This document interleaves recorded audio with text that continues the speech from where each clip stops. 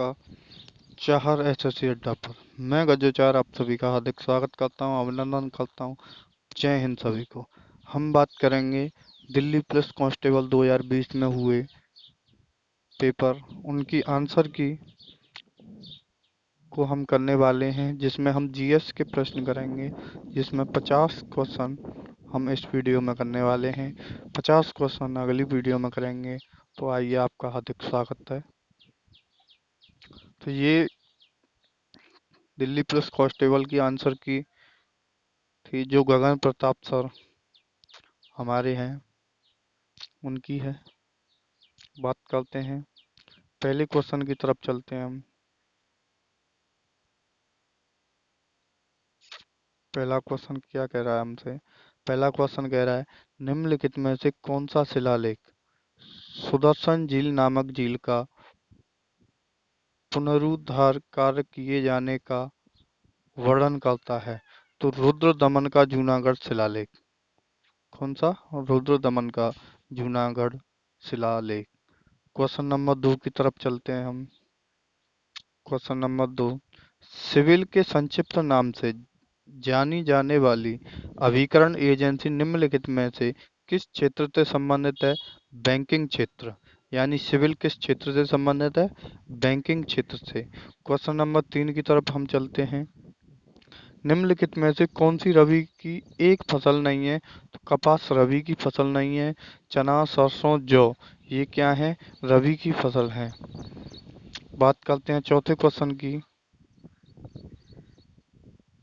चौथा क्वेश्चन कहता है हमारा, निम्नलिखित में से कौन सा जीव अपने शरीर के बाहर भोजन विखंडित करने के पश्चात उसे अवशोषित करता है? कौन सा जीव अपने शरीर के बाहर भोजन विखंडित करने के पश्चात उसे अवशोषित करता है? तो राइजोपस। निम्नलिखित में से कौन सा जीव अपने शरीर के बाहर भोजन विखंडित करने के पश्चात उसे अवशोषित करता है? राइजोपस। निम्नलिखित में से कौन सा जीव अपने शरीर के बाहर भोजन विखंडित करने के पश्चात उसे अवशोषित करता है? Rhizopus. Question number 5।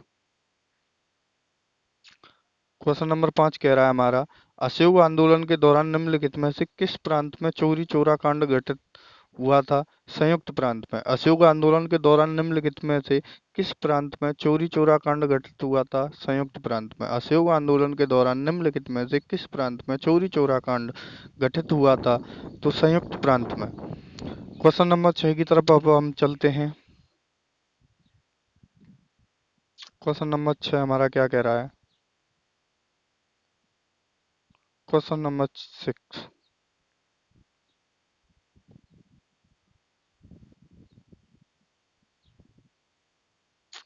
Question number 6 कह रहा है, भारत में निम्नलिखित में से किस फसल की कृषि लगभग विशिष्ट रूप से दक्षिणी राज्यों में केंद्रित है? कॉफी। भारत में निम्नलिखित में से किस फसल की कृषि लगभग विशिष्ट रूप से दक्षिणीय राज्यों में केंद्रित है? यानी जो भारत के दक्षिण के जो राज्य हैं, उनमें कौन सी अधिकतम खेती की जाती है? कॉफी की। भारत में निम्नलिखित में से किस फसल की कृषि लगभग विशिष्ट रूप से दक्षिणीय राज्यों में केंद्रित है? कॉफी। क्वेश्चन नंबर 7 की हम बात करेंगे। क्वेश्चन नंबर 7 हमसे कह रहा है, भारत के संविधान का निम्नलिखित में से कौन सा अनुच्छेद यह घोषणा करता है कि सर्वोच्च न्यायालय एक अभिलेख न्यायालय होगा? तो अनुच्छेद 129। कौन सा अनुच्छेद? अनुच्छेद 129। भारत के संविधान का निम्नलिखित में से कौन सा अनुच्छेद यह घोषणा करता है कि सर्वोच्च न्यायालय एक अभिलेख न्यायालय होगा? 129। बात करते हैं क्वेश्चन नंबर 8 की। क्वेश्चन नंबर 8 कह रहा है, निम्नलिखित में से किस राज्य में इंद्रावती नदी पर चित्रकूट जल प्रपात स्थित है? छत्तीसगढ़।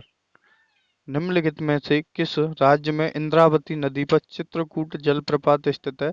तो छत्तीसगढ़। कहाँ पर स्थित है? छत्तीसगढ़।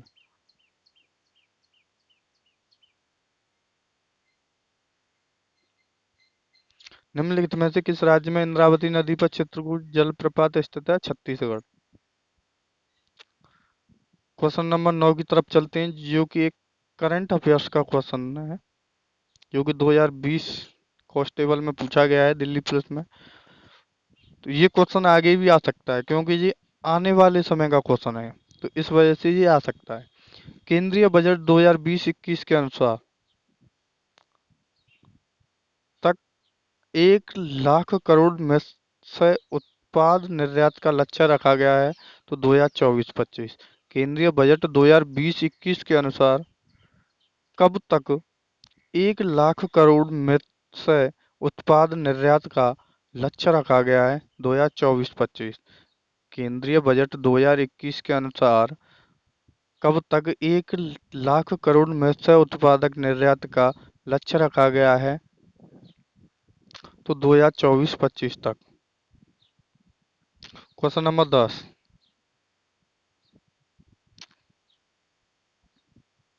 क्वेश्चन नंबर 10 कह रहा है हमारा, मैग्रस कार्लसन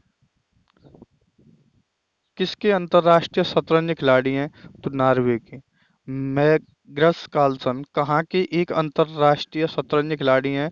तो नॉर्वे के।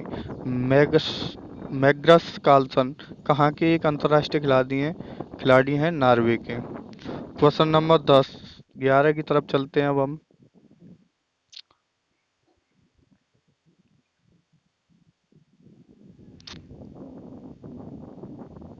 क्वेश्चन नंबर 11 कह रहा है, निम्नलिखित में से किस राज्य में दैमाबाद नामक ताम्र प्रणाली संस्कृत स्थित है? तो महाराष्ट्र में। आपको पता ही होगा, पाषाण काल था हमारा। तो पूरब पूरब में आलमगीरपुर। आलमगीरपुर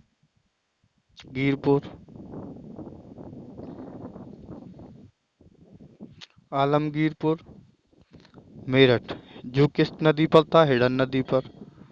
दक्षिण में दैमाबाद। दक्षिण में दैमाबाद। पश्चिम में सुतगोगेंडर, जो कि पाकिस्तान अफगानिस्तान, पहले पाकिस्तान में था अब अफगानिस्तान में है।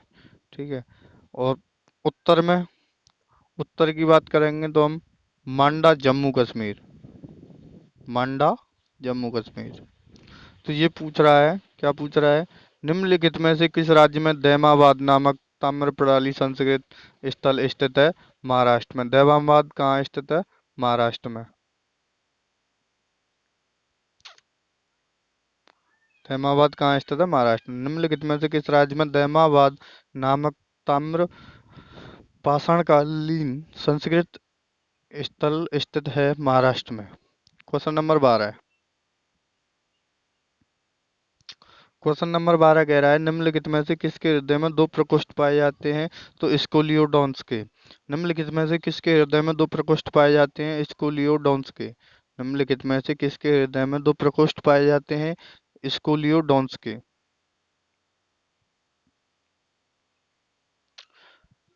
क्वेश्चन नंबर 13, लोटिया नामक गीतों का संबंधित पारंपरिक रूप से निम्नलिखित में से किस राज्य से है? राजस्थान से। लोटिया नामक गीतों का संबंध पारंपरिक रूप से निम्नलिखित में से किस राज्य से है? राजस्थान से। लोटिया नामक गीतों का संबंध पारंपरिक रूप से निम्नलिखित में से किस राज्य से है? राजस्थान से। लोटिया राजस्थान। ठीक है। Question number 14। क्वेश्चन नंबर 14 कह रहा है हमारा, भारतीय राष्ट्रीय लेखाकरण प्रथाओं के अनुसार वास्तविक जीडीपी प्राप्त करने के लिए सांकेतिक सकल घरेलू उत्पाद जीडीपी में निम्नलिखित में से किसे समायोजित किया जाता है? तो मुद्रास्फीति को। भारतीय राष्ट्रीय लेखाकरण प्रथाओं के अनुसार वास्तविक जीडीपी प्राप्त करने के लिए सांकेतिक सकल घरेलू उत्पाद जीडीपी में निम्नलिखित में से किसे समायोजित किया जाता है? तो मुद्रास्फीति को समायोजित किया जाता है। क्वेश्चन नंबर 15 की तरफ चलते हैं। Question number 15। क्वेश्चन नंबर 15 ये करंट अफेयर का क्वेश्चन था उस समय पर जब ये पेपर पूछा गया था। ठीक है। फिर भी हम इस क्वेश्चन को देख लेते हैं एक बार, कोई दिक्कत नहीं है। ठीक है। फुटबॉल निम्न फुटबॉल निम्नलिखित खिलाड़ी चुन्नी गोस्वामी, जिनका अप्रैल 2020 में निधन हो गया, वे राष्ट्रीय स्तर के भूतपूर्व बीते क्या थे? वो थे क्रिकेट खिलाड़ी। कौन थे? क्रिकेट खिलाड़ी थे वो। ठीक है।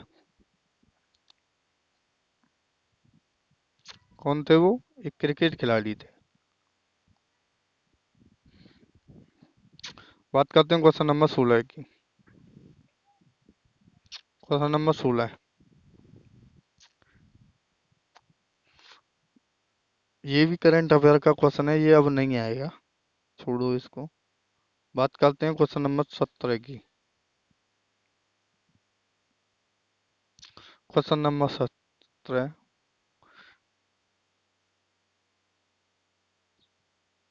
पीएम स्वनिधि नामक योजना के लिए लक्षित समूह निम्नलिखित में से कौन सा है? तो रेहड़ी वाला। कौन है? रेहड़ी वाले। कौन है? रेहड़ी वाले। ठीक है। क्वेश्चन नंबर 18 की बात करते हैं अब हम।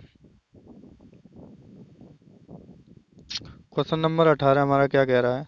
क्वेश्चन नंबर 18 कह रहा है, भारतीय अर्थव्यवस्था में नकदी का प्रबंधन निम्नलिखित में से किसके द्वारा किया गया? तो भारतीय रिजर्व बैंक के द्वारा किया गया। भारतीय अर्थव्यवस्था में नकदी का प्रबंधन निम्नलिखित में से किसके द्वारा किया गया? तो भारतीय रिजर्व बैंक के द्वारा किया गया। क्वेश्चन नंबर 19, निम्नलिखित में से किस फसल के आनुवंशिक रूप से व- संवर्धित किस्म को भारत में उगाने की अनुमति है? तो कपास को। निम्नलिखित में से किस फसल की आनुवंशिक रूप से संवर्धित किस्म को भारत में उगाने की अनुमति है? कपास को। निम्नलिखित में से किस फसल की आनुवंशिक रूप से संवर्धित किस्म को भारत में उगाने की अनुमति है? कपास को। क्वेश्चन नंबर 20,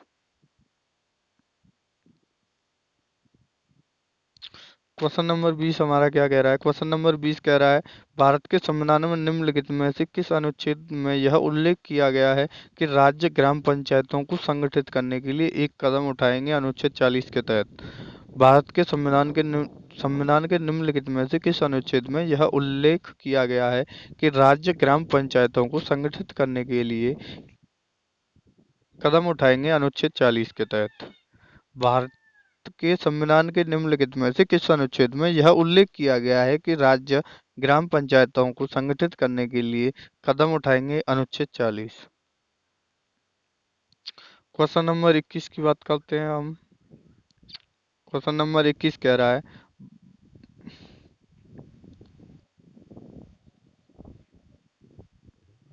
क्वेश्चन नंबर 21 कह रहा है, भारत का निम्नलिखित में से कौन सा समुद्र तट अरब सागर का नहीं है? तो राधानगर बीच अरब सागर का नहीं है।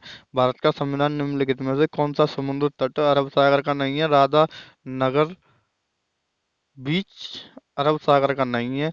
वर्कला बीच, पालोलेम बीच, कोवलम बीच, ये किसके हैं? अरब सागर के हैं। कौन सा नहीं है?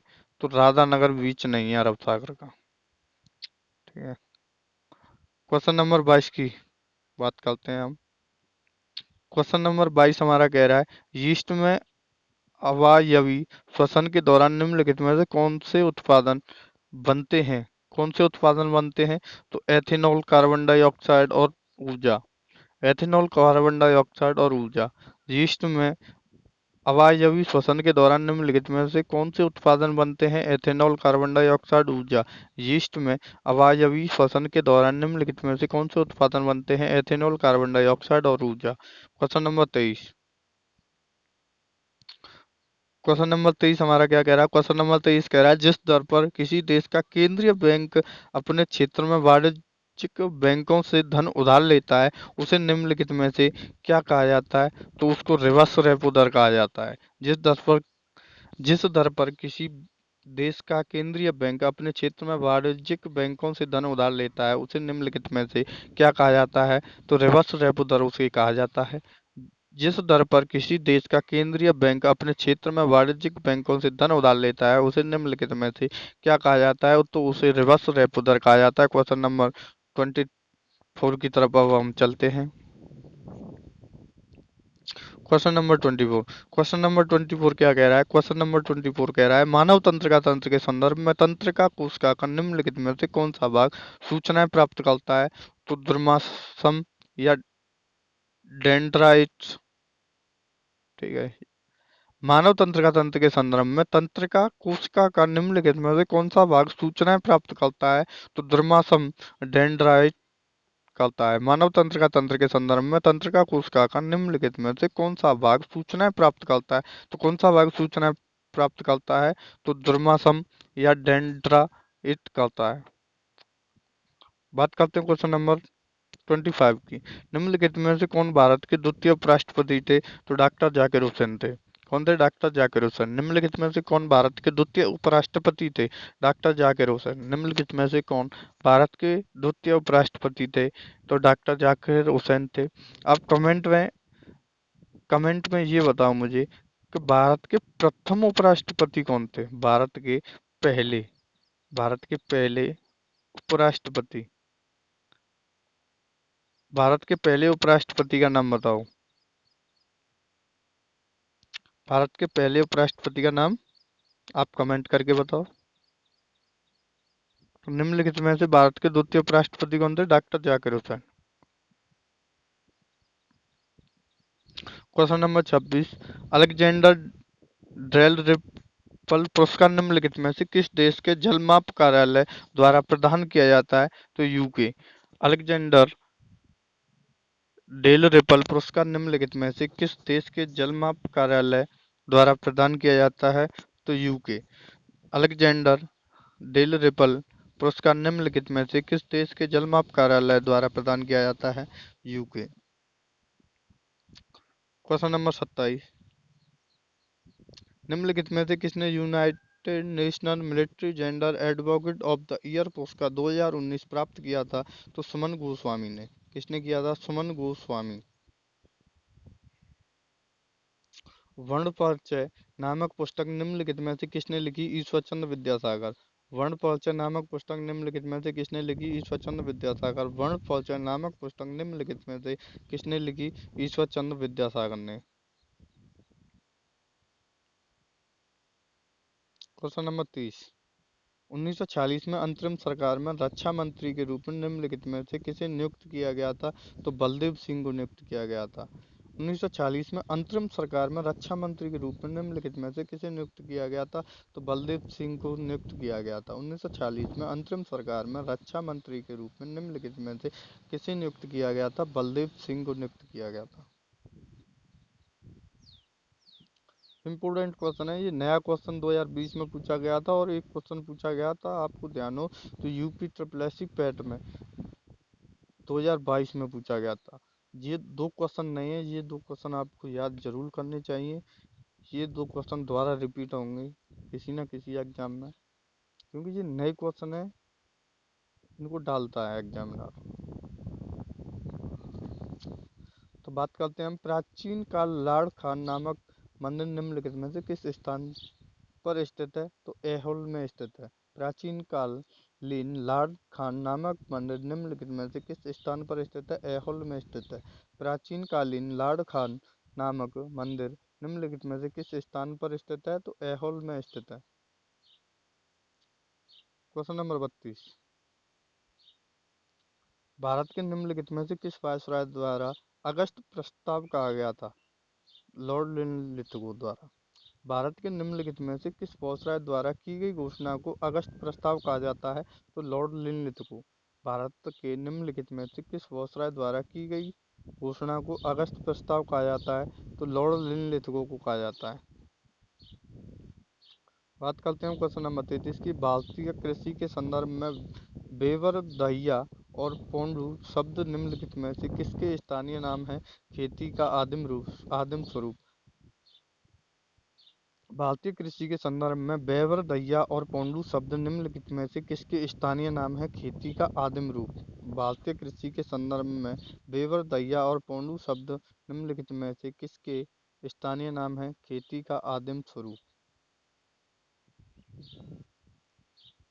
क्वेश्चन नंबर 34, निम्नलिखित में से कौन सा स्तनपायी जीव रेशे फाइबर का एक सामान्य स्रोत नहीं है? तो जेबरा नहीं है। लामा, अल्पाका, अंगोरा बकरी ये हैं। ये क्या है? इनसे रेशे निकाले जाते हैं। रेशे का मतलब आप समझ रहे होंगे, धागा वगैरह बनाने के लिए जो काम आते हैं, स्वेटर वगैरह बुनने के लिए, तो उनके लिए जो रेशे होते हैं। ठीक है, तो निम्नलिखित में से कौन सा स्तनपायी जीव रेशे फाइबर का एक सामान्य स्रोत नहीं है? तो जेबरा नहीं है। बकरी से, अंगोरा बकरी से निकाला जाता है, अल्पाका से, लामा से। ठीक है, बात करते हैं क्वेश्चन नंबर 35 की, निम्नलिखित में से कौन सी ग्रंथि मानवों में शारीरिक विकास को मित करने वाला हार्मोन स्रावित करती है? तो पीयूष या पिट्यूटरी ग्रंथि करती है। निम्नलिखित में से कौन सी ग्रंथि मानवों में शारीरिक विकास को विनियमित करने वाला हार्मोन स्रावित करती है? पीयूष ग्रंथि या पिट्यूटर ग्रंथि करती है। निम्नलिखित में से कौन सी ग्रंथि मानवों में शारीरिक विकास को विनियमित करने वाला हार्मोन स्रावित करती है? तो पीयूष ग्रंथि या पिट्यूटर ग्रंथि करती है। Question number 36। पावर पावलकुट नामक जनजातीय पर्व पारंपरिक रूप से निम्नलिखित में से किस राज्य से संबंधित है? तो मिजोरम से संबंधित है। पावलकूट नामक जनजातीय पर्व पारंपरिक रूप से निम्नलिखित में से किस राज्य से संबंधित है? मिजोरम। पावलकूट नामक जनजातीय पर्व पारंपरिक रूप से निम्नलिखित में से किस राज्य से संबंधित है? मिजोरम से। Question number 37। धमेक स्तूप धमेक स्तूप निम्नलिखित में से किस राज्य में स्थित है? तो उत्तर प्रदेश में। ये भी एक नया क्वेश्चन ही था उस समय पे, तो ये अच्छा क्वेश्चन है, रिपीट हो सकता है। यूपी प्लस सी पैट में, यूपी पुलिस में ये रिपीट हो सकता है। ठीक है, तो धमेक स्तूप निम्नलिखित में से किस राज्य में स्थित है? उत्तर प्रदेश में। धमेक स्तूप निम्नलिखित में से किस राज्य में स्थित है? उत्तर प्रदेश में। Question number 38। 1993 में निम्नलिखित में से कौन दिल्ली की राष्ट्रीय राजधानी क्षेत्र के प्रथम मुख्यमंत्री बने थे? तो मदनलाल खुराना। ये क्वेश्चन दिल्ली पुलिस के लिए इम्पोर्टेंट है। क्या है? इम्पोर्टेंट क्वेश्चन है, जिसे आप सब याद करें। 1993 में निम्नलिखित में से कौन दिल्ली की राष्ट्रीय राजधानी क्षेत्र के प्रथम मुख्यमंत्री बने थे? तो मदनलाल खुराना। 1993 में निम्नलिखित में से कौन दिल्ली की राष्ट्रीय राजधानी क्षेत्र के प्रथम मुख्यमंत्री बने थे? मदनलाल खुराना। भारत के संविधान में निम्नलिखित में से किस संशोधन द्वारा केंद्रीय मंत्रिमंडल में मंत्रियों की संख्या की एक सीमा निर्धारित की गई है? 91वें संविधान संशोधन द्वारा।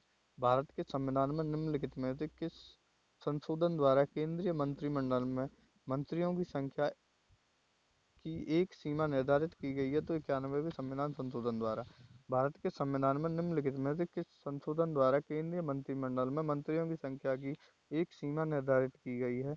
तो 91वें संविधान संशोधन द्वारा।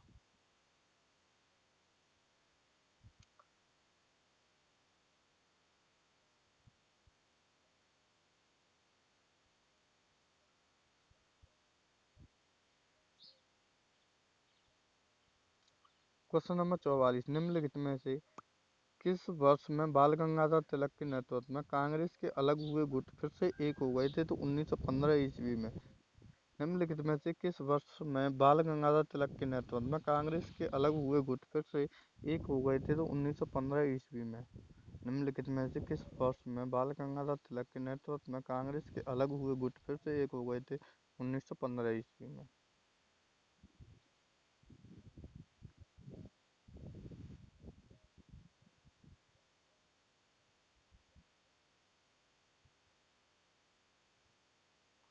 Question number 45। मुड़ई नामक जनजातीय पर पारंपरिक रूप से निम्नलिखित में से किस राज्य से संबंधित है? किस राज्य से संबंधित है? छत्तीसगढ़ से। मुड़ई नामक जनजातीय पर्व पारंपरिक रूप से निम्नलिखित में से किस राज्य से संबंधित है? छत्तीसगढ़ से। मड़ई नामक जनजातीय पर्व पारंपरिक रूप से निम्नलिखित में से किस राज्य से संबंधित है? छत्तीसगढ़ से। छत्तीसगढ़ की मैं आपको एक बात बता दूं, जो छत्तीसगढ़ के जो पर्व हैं, जनजातीय पर्व हैं और कई बहुत सारे पर्व हैं, त्योहार हैं, मेला हैं। पता नहीं एग्जामिनर क्या कर रहा है, उसका पता नहीं है। वो छत्तीसगढ़ से ज्यादा क्वेश्चन पूछ रहा है पर्व वाले। तो आप एक बार छत्तीसगढ़ के सभी पर्व, मेले, त्योहार सभी को याद कर लें।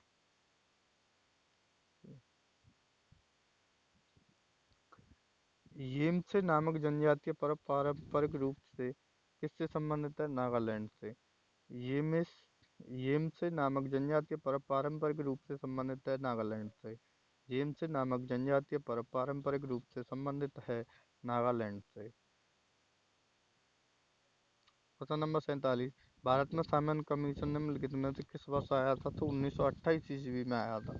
भारत में साइमन कमीशन निम्नलिखित में से किस वर्ष में आया था? 1928 ईस्वी में आया था। भारत में साइमन कमीशन निम्नलिखित में से किस वर्ष में आया था? 1928 ईस्वी में आया था।